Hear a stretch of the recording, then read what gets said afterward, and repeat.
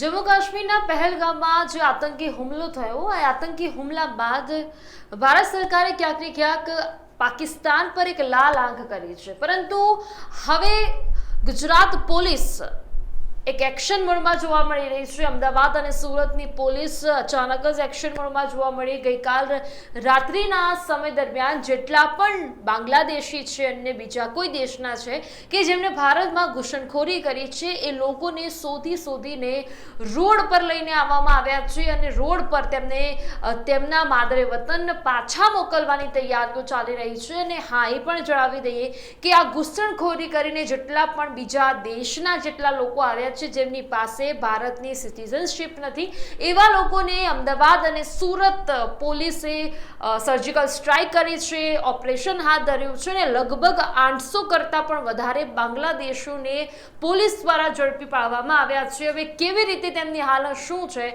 જુઓ મારી સાથે।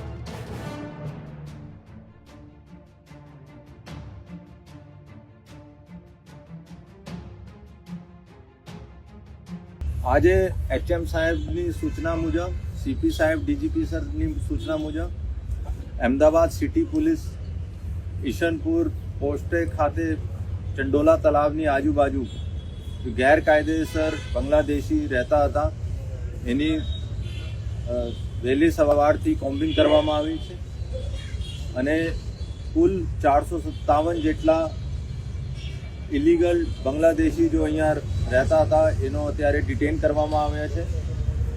એની સઘન પૂછપરછ ચાલુ છે અને એના પછી એની ડિપોર્ટેશનની કાર્યવાહી કરવામાં આવશે। 2024માં ક્રાઇમ બ્રાન્ચે 2 એફઆઈઆર પણ નોંધવામાં આવી હતી અને કુલ 127 જેટલા બાંગ્લાદેશી એપ્રિલ 2024થી અત્યાર સુધી પકડ્યા હતા, જેમાંથી 70 જેટલા सक्सेसफुली डिपोर्ट बांग्लादेश में थी गया है અને બાકી અમારા જોઈન્ટ ઇન્ટરોગેશન સેન્ટર में है। आज 457 ની પૂછપરછ ચાલુ છે।